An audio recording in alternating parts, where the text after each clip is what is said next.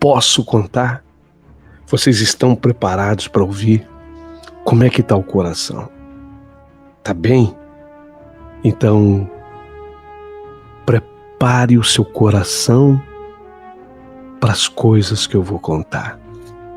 Eu vou contar e começa agora a horripilante história da meia-noite. Sessão Arrepio.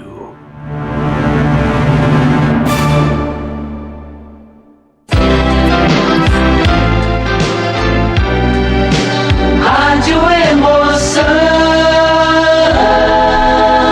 Paulinho Boa Pessoa. A verdade de cada um.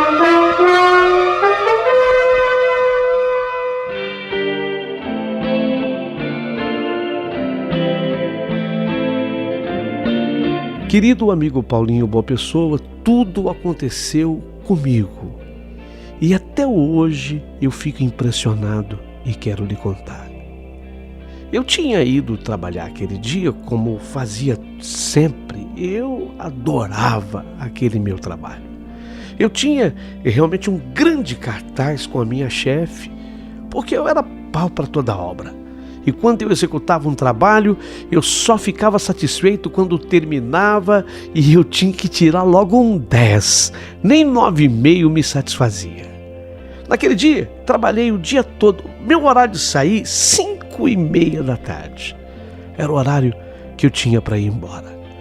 Naquela terça-feira, em especial, era um dia que eu gostava até de chegar mais cedo em casa, porque passava um programa que eu amava, o Caceta e o Planeta. Nossa, eu adorava. Então quando deu 5:30, a missão estava cumprida, no que eu me preparava para ir embora, estourou a bomba. Eu teria que resolver um problema de última hora. E a minha chefe tinha plena confiança em mim. Me chamou e disse: "Puxa, Antônio, eu vou precisar de você. Você vai ter que fazer uma hora extra hoje. Olha o que aconteceu agora." E eu, de bom grado, respondi para minha chefe ainda com um sorriso: "Calma, tô aqui para servir." E aí todo mundo foi embora da empresa e eu fiquei lá sozinho. 6 da tarde, 6:30, 7 da noite, 8 da noite. Quando eu achei que eu fosse terminar o trabalho por 9 horas da noite, eis que eu tive que recomeçar, porque teve um probleminha no que eu estava fazendo. Então praticamente retomei todo o trabalho, e quando terminei, que eu pude envelopá-lo e deixá-lo em cima da mesa da minha chefe, como eu gostava de fazer, o relógio já marcava 11:30 da noite. Tudo bem, não era a primeira vez que isso acontecia, então eu deixei tudo em cima da mesa da chefe e desci, na esperança de pegar então o último ônibus até a minha casa. Mas no que eu tô indo pro ponto de ônibus, de repente, o Toninho, eu era o Antônio, ele era meu xará, o Toninho, até ele me chamava de xará. Quando ele me viu, o Toninho me viu: "Ô, xará, onde você vai? Vai pegar ônibus essa hora?" Eu disse a ele que sim, porque eu estava saindo do trabalho naquele horário. "Entra aí no táxi, rapaz, eu te dou uma nota, como eu já fiz outras vezes com você.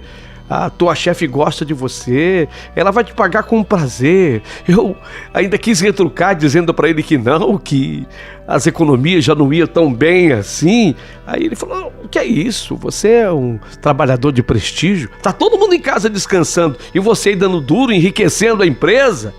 Você sabe que ela paga com gosto para você. Entra aí, vamos embora." Eu ainda cocei a cabeça, vi que o último ônibus estava estacionado. Eu tinha aquela opção: ou entrava no ônibus, ou ia embora com o Toninho, meu xará, no táxi. O Toninho: "Ai, Antônio, ô xará, que é isso? Entra aí."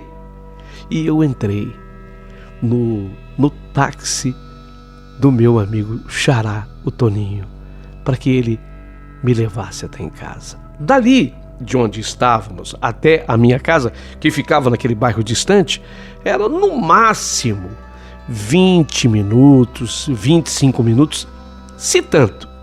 E aí ele começou a tocar. Mas veja que coisa impressionante aconteceu. Quando o Toninho parou naquele farol, que ficava bem em frente ao cemitério, porque o meu bairro era depois do cemitério, ainda uns 10 minutos. Quando o Toninho parou ali, quem eu vejo, gente, passando na frente do carro do Toninho? Não é possível que eu esteja vendo aquele meu vizinho. Seu Ribeiro? É o seu Ribeiro? Era ele. Seu Ribeiro passando na frente do carro do Toninho ali, quase em frente ao cemitério, ele vestido, aliás, muito bem vestido, num paletó, o cabelo grisalho. Eu o reconheci. Seu Ribeiro, eu abri o vidro, a janela do táxi, coloquei a mão para fora. Seu Ribeiro, ele me reconheceu. Oi, o senhor está indo para casa? Eu sabia que era uma boa puxada. Tô, mas a pé? Sim, tô indo a pé. Vem cá. Aí eu falei pro Toninho, não repara, ele é meu vizinho. O Toninho, meu xará, sem problema, Antônio. Por favor, vem cá. E aí eu chamei para que ele, o seu Ribeiro, entrasse no táxi conosco. Ele abriu a porta traseira do táxi e sentou-se na parte de trás. Seu Ribeiro, puxa, eu não via aquele meu vizinho tinha um tempão. Mas a minha mulher já me criticava há muito tempo por isso, porque eu era muito dedicado ao meu trabalho. A minha mulher me acusava de não ter vida social. Os amigos invariavelmente me telefonavam, me ligavam, mas era muito rara as vezes que eram raríssimas as vezes que eu podia atender os meus amigos. Eu estava sempre ocupado com alguma coisa. Então, olha, já tinha mais de um ano que eu não vi o seu Ribeiro. Mais de um ano. E fui encontrá-lo exatamente naquela noite, caminhando a pé, indo para casa, longe. Nossa, ali de perto do cemitério onde estávamos, olha, a pé ele teria mais de meia hora. Eu estava falando que tinha mais uns 10 minutos de táxi. Eu teria mais de 40 minutos. Seu Ribeiro, o senhor estava indo embora a pé agora. Puxa vida, ainda bem que eu encontrei o senhor, né? E ele, ainda bem, Antônio, ainda bem. O seu Ribeiro, fazia tempo que eu não vi o senhor, né? Sim, eu vi que o seu Ribeiro, ele estava diferente, porque ele era um homem extremamente interessante, inteligente. Eu já tinha conversado com ele outras vezes. Não que ele fosse falante, mas não que ele também fosse tão quieto como ele estava naquela noite. Eu percebia também, ele devia estar usando algum perfume que me lembrava flores, sabe? Eu vi que ele realmente não estava para muita conversa. Tanto que o meu xará, o taxista, o Toninho, ele me olhou assim, meio que deu uma piscadela, tipo, para de falar que o cara não está muito afim de conversa. Gente, foi uma coisa impressionante. Mas a partir do momento que o seu Ribeiro entrou no táxi, o ar do carro ganhou aquele cheiro de perfume de flores. Não era um perfume agradável, não, mas um cheiro de perfume de flores. Eu achei estranho. E mais estranho foi o que aconteceu com o táxi do meu amigo Toninho na sequência. Assim que nós viramos a rua do cemitério e já estávamos pegando a avenida, e ali tinha um posto, o único da cidade que funcionava 24 horas do dia. Quando nós estávamos pertinho daquele posto, um estouro, uma explosão de um pneu Meu amigo Toninho, foi tão forte o estouro que ele perdeu a direção do carro. O carro começou a zanzar, indo para a esquerda, para a direita, ele tentando dominar o carro, segurando firme no volante. Havia de um lado árvores, do outro poste, de um lado árvore, do outro poste, e ele segurando o carro com toda a força, as mãos no volante. Eu, que já estava com o meu cinto de segurança passado, eu firmei os meus pés no assoalho do carro, assim, segurando no banco para não sair do lugar, e o táxi tentando ser dominado pelo Toninho, ele firme ali no volante, até que ele conseguiu dominar o carro. Ele era um exímio motorista e contamos também com uma sorte, porque aquelas horas da noite, indo por aquela avenida, não tinha mais absolutamente ninguém. Quando o Toninho dominou, que ele conseguiu trazer o carro para si, havia um posto, 24 horas, ele foi e entrou no posto para poder tomar providência, porque um pneu havia estourado. Foi nessa hora que eu olhei para trás e vi o seu Ribeiro, diante de tudo o que havia acontecido, imóvel. O seu Ribeiro, ele não teceu nenhum tipo de comentário, ele não falou nada.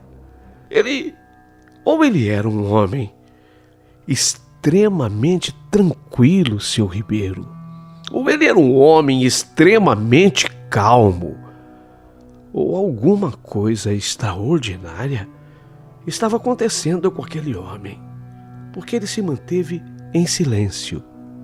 Dentro do posto, a coisa fora tão feia com o carro do Toninho que os frentistas vieram todos comentar com ele. Puxa vida, rapaz, se eu tivesse uma câmera, eu teria filmado o que houve com o teu carro. Eu vi o carro de vocês capotando, dizia o frentista.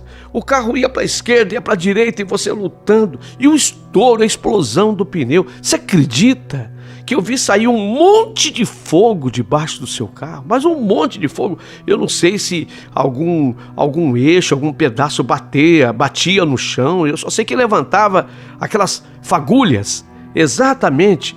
Aquilo tudo parecia um fogo, realmente era um fogo, aquele fogo subia debaixo do carro. Eu não sei como o carro não se incendiou. Eu fiquei impressionado, dizia o frentista, impressionado com tudo que ele assistira do posto. Tanto que o Toninho conversava com ele e o frentista falou: olha, para mim ia todo mundo morrer nesse carro. Aí ele veio espiar, o frentista veio espiar as pessoas que estavam no carro. Aí ele veio e falou comigo: rapaz, eu vi tudo o que aconteceu no carro. Vocês nasceram de novo, viu? Pode marcar aí que vocês nasceram de novo. E eu comentei, conversei com ele. Ele se dirigiu também ao seu Ribeiro, que estava no banco de trás. Mas o seu Ribeiro, do jeito que estava, ficou. Não comentou absolutamente nada. Tanto que, e eu fiquei sabendo disso depois na conversa com o Toninho, o frentista, quando saiu dali, falou: o que tá no banco de trás, para mim, ele tá mais morto do que vivo. Porque não comentou nada, não falou nada. Acho que ele morreu, hein? Depois, o Toninho me contou. Enquanto isso, o pessoal do posto foi fazer o conserto. O Toninho aproveitou, havia uma borracharia no posto 24 horas, comprou um pneu meia-vida, colocou lá no estepe, e o estepe ele colocou no lugar do pneu estourado. Problema resolvido. O Toninho, taxista, voltou para o táxi, conversou comigo, mas sentia que não adiantava dirigir a palavra ao seu Ribeiro, porque ele parecia imóvel, estático, não queria falar nada, a não ser quando eu perguntasse para ele, que de maneira até monossilábica respondia alguma coisa. Vou. Certo. Era isso. Toninho tocou o carro. Não demora muito tempo, ele entra na minha rua. Eu pedi para ele, porque eu sabia que as minhas cachorras são barulhentas. Nossa! Quando para algum carro na frente da minha casa, elas fazem muito barulho. Então eu pedi, falei, Toninho, aqui tá ótimo para mim. Eu pedi para ele parar na esquina. O seu Ribeiro, ele morava pertinho da minha casa, umas 3 casas. Descemos juntos. Eu agradeci, ele me deu uma notinha, porque com aquela notinha fiscal que ele me emitiu, com ela eu iria pedir o reembolso para minha chefe, e no dia seguinte ele passaria lá no trabalho para receber. Então a nota para mim era fundamental. Eu peguei a nota, guardei no bolso, e quando eu vi, o seu Ribeiro já tinha descido do carro. Já tinha descido, e nós nos encontramos na calçada. E teríamos que caminhar coisa de o quê? Uns 50, 70 metros, se tanto. Porque eu parei na esquina, a minha casa estava um pouquinho além do meio do quarteirão. E eu não quis parar perto devido ao barulho que as cachorras faziam em casa. Ia acordar minha mulher, ia acordar a vizinhança. Aquela hora da noite não era uma boa. Então nós teríamos que caminhar. Mas eu iria caminhar aquele pedaço, acompanhado pelo seu Ribeiro. O Toninho se despediu, foi embora. E eu falei, nossa, seu Ribeiro, que susto que eu levei com o estouro do pneu. Meu Deus, meu coração parecia que ia sair pela boca. Eu vi a viola em caco, para ser sincero. Fiquei com medo. O senhor parece que ficou tranquilo. Eu sou uma pessoa mais tranquila, né, Antônio?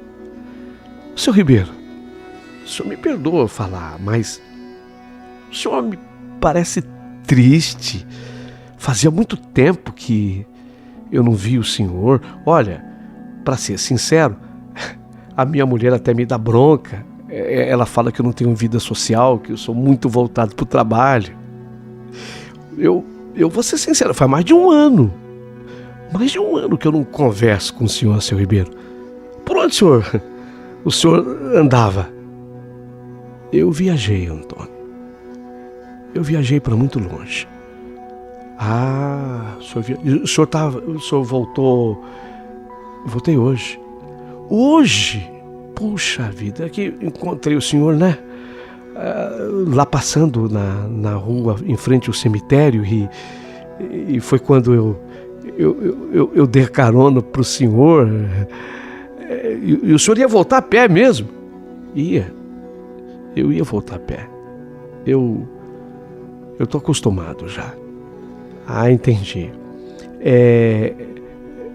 O senhor quer entrar na minha casa? Porque eu tô chegando do trabalho agora. Eu ainda vou esquentar lá uma comidinha para mim. Olha, não posso garantir um grande jantar, mas com certeza tem arroz, tem feijão, tem sempre uma mistura.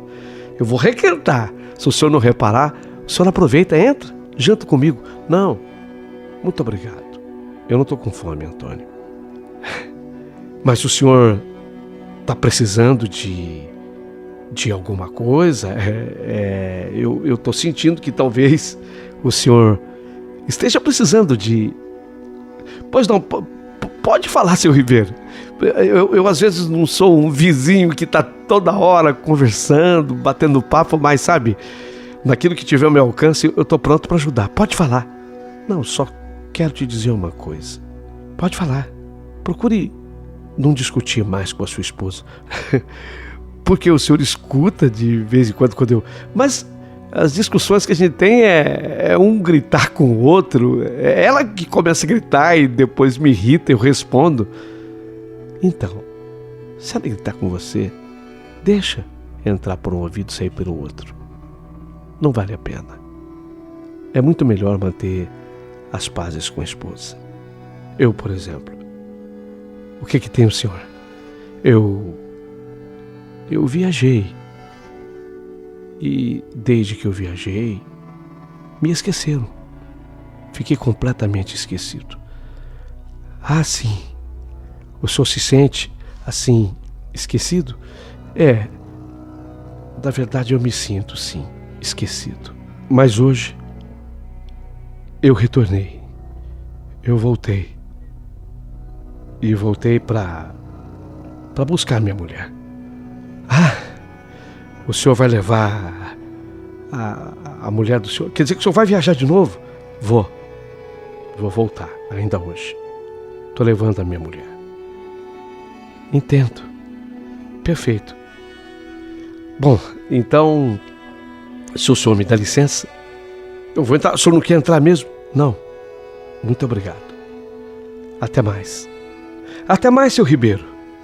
Seu Ribeiro me acena, começou a se distanciar, mas antes que ele ficasse suficientemente distante, longe, ele voltou-se para trás e falou: obrigado pela sua bondade, Antônio.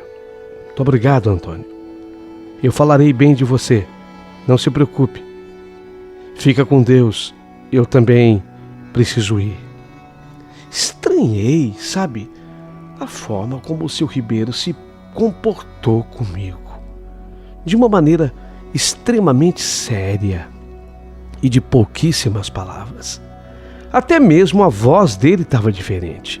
O jeito dele falar, sem contar um cheiro estranho tinha o seu Ribeiro. Me cheirava flores. E o incrível é que aquele homem era um homem muito bem preparado. Além de ser formado advogado, ele era um dos melhores radialistas da rádio local. Puxa vida, eu reparei que até a cor da pele dele estava diferente. Me parecia pálido. Sem contar que ele me parecia sentir frio. E mesmo assim, ele não percebia que os dentes dele batiam de frio. Achei estranho o comportamento do seu Ribeiro.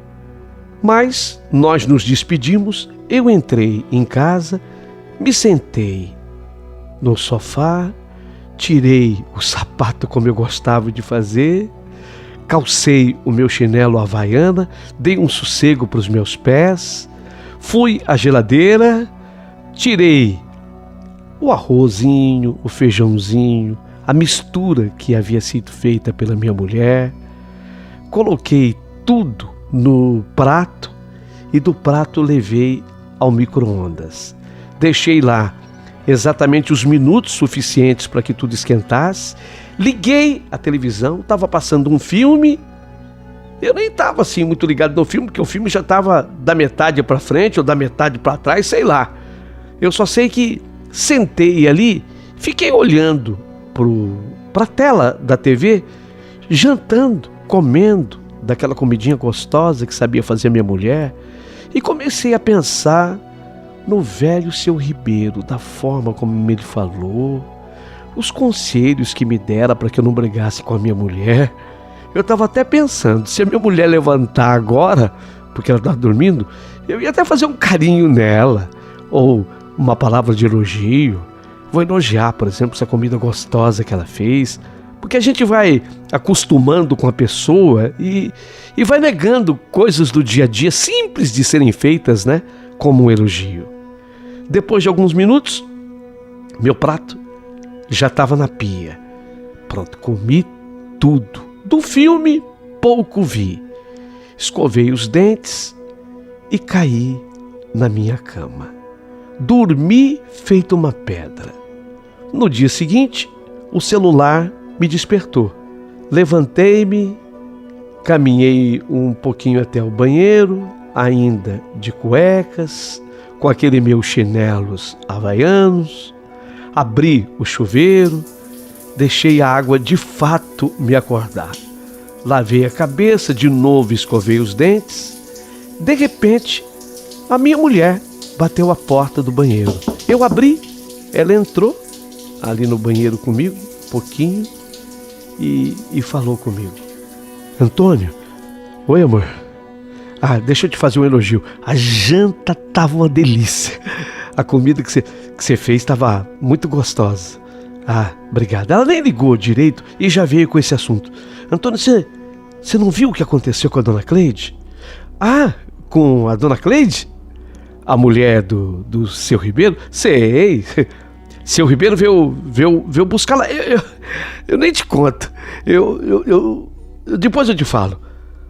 Que você está me falando, Antônio? A dona Cleide, a nossa vizinha. Sim, é da dona Cleide que eu estou falando. Você não sabe, Antônio. A mulher morreu essa noite. Quem? A dona Cleide. Eu estou falando com quem? A dona Cleide. Ela morreu essa noite. Como assim? O que eu estou sabendo aí, estava falando com a Isabel, com a Letícia, as vizinhas. Ela foi encontrada morta essa noite. Nossa, essa noite eu fechei o chuveiro que ainda estava aberto, porque eu estava terminando o meu banho e estava transtornado pela notícia. Porque a dona Cleide era a mulher do seu Ribeiro, o homem com quem eu estive naquela madrugada e para quem eu dei a carona. Pensei nele na hora. E foi aí que eu perguntei: nossa, morreu essa noite. A dona Cleide morreu essa noite. Parece que já vieram retirar o corpo. E, meu Deus, que oração agora? Já 9h30, mas eu sei que você vai entrar mais tarde no trabalho. Você ficou até tarde lá ontem, né? Fiquei. Peguei a toalha e comecei a me enxugar o corpo, a cabeça. E comecei a pensar: meu Deus, a dona Cleide morreu. Será que o seu Ribeiro já sabia alguma coisa e não quis me falar? Não, mas ela morreu agora, né? Foi pela manhã, mas ele disse que tinha vindo buscar a mulher. Eu me lembro disso. E ele ama tanto aquela mulher, tanto que ele ficou me dando conselhos para que eu não brigasse com a minha esposa. Ele ama a esposa dele. Ele falou que tinha ido viajar, que ficou esquecido. Eu estou me lembrando de tudo aquilo que ele me falou e que ele tinha vindo buscar a mulher. Fiquei surpreso. E, às vezes, eu até falei um pouquinho alto: meu Deus, e agora o seu Ribeiro? A minha mulher escutou eu falar: e agora o seu Ribeiro? Falou: peraí, Antônio, do que você está falando? Eu olhei para minha mulher e fiquei surpreso da forma como ela me olhava. E os olhos prestes a saltar das órbitas. E os lábios tremiam também. Ela me perguntou do que eu estava falando, como se eu estivesse falando da coisa mais estranha e esquisita do mundo. Ora, eu estou falando, Silvia, do seu Ribeiro, o marido da dona Cleide.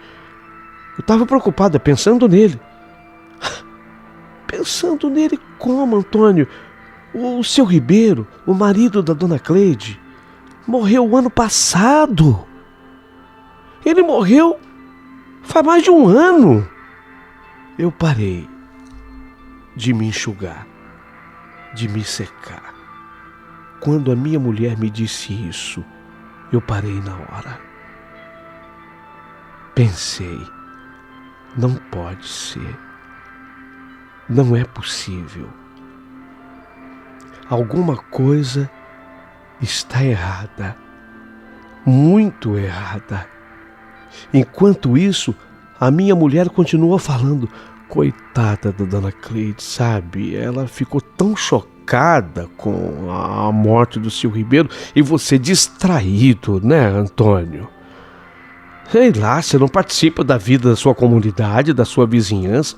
O homem morreu. Eu até comentei com você na época. Já tem mais de um ano que ele morreu.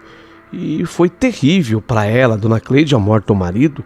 Ela desde então ficou muito triste, caiu até em depressão. Muitas pessoas aqui ao redor comentavam que ela não ia suportar muito tempo. Olha, até que ela aguentou, viu? Foi mais de um ano. Espero que pelo menos tenha acontecido como ela queria. E como que ela queria, Silvia? Como? Ela queria que o seu Ribeiro viesse buscá-la.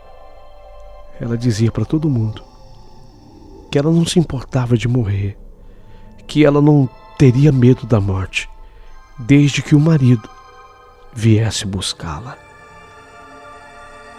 Meu Deus, foi? Meu Deus. Eu falava e suspirava profundamente. Eu queria dizer o que realmente havia acontecido naquela noite e madrugada.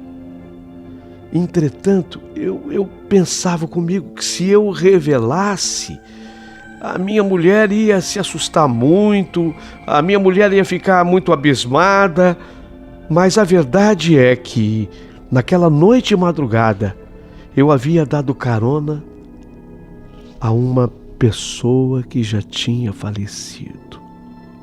A minha mulher, se ela ouvisse aquilo, poderia não acreditar, mas eu tinha testemunha, porque o meu xará, o Toninho, o taxista Toninho, havia me ajudado a dar a carona para ele. Eu tinha até receio de contar e as pessoas se assustarem com isso, da forma real como tudo aconteceu. Eu tinha medo até de alguém avisar a polícia. Já pensou se eu fosse obrigado a ir para uma delegacia e dar as explicações da forma como eu vi o seu Ribeiro e ele disse-me que ele tinha vindo para buscar a mulher? Não, eu não ia passar por isso. Eu guardei aquela história comigo. Eu tinha uma testemunha e aquela testemunha iria me defender, obviamente que iria. Ele, o Toninho taxista. Mas até hoje eu penso naquele casal. Seu Ribeiro e Dona Cleide. Eles eram pessoas apaixonadíssimas uma pela outra. Pessoas que não conseguiam viver sozinhas. Agora podiam se reencontrar novamente no infinito céu, ou sei lá, no infinito universo. E poderiam aproveitar toda a eternidade que teriam pela frente também juntos. Quanto a mim, eu continuo no mesmo lugar, fazendo as mesmas coisas e mais algumas coisas extracurriculares que surgem pelo meio do caminho. Continuo guardando esse segredo. Não, eu não consigo falar para ninguém de tão real que foi tudo o que aconteceu. Só tem uma pessoa com a qual, quando eu me junto, ele fala: vamos conversar, xará, a respeito da alma penada para quem demos uma carona? Eu e Toninho conversamos, mas só nós dois, porque só nós dois testemunhamos tudo o que aconteceu naquela noite e madrugada. Hoje eu te escrevo, o meu nome está trocado. Hoje eu te mando essa carta com os nomes trocados, mas foi exatamente assim que aconteceu. Tenho medo, sabe, de comentar com pessoas íntimas, inclusive com a minha mulher, e apavorá-la, porque sequer eu tenho condição de mudar de onde nós vivemos. Eu tenho muito medo de amedrontá-la. Por isso, eu continuo fazendo segredo de tudo. Hoje, resolvi me abrir, porque tem um momento que a gente não pode guardar só para si tudo que viu, tudo que viveu. Então hoje, eu gostaria de esclarecer, na história da meia-noite, o dia que quase à meia-noite, eu resolvi, com o meu querido Toninho, meu amigo taxista, dar carona para o seu Ribeiro. Ele já havia falecido há mais de 1 ano. Tudo isso, eu juro, que de fato aconteceu.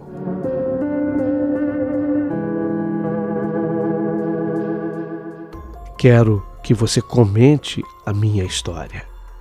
Quero que você deixe a sua opinião. Se inscreva no canal. E se sobrar gentileza, ajude o canal mandando seu valeu demais.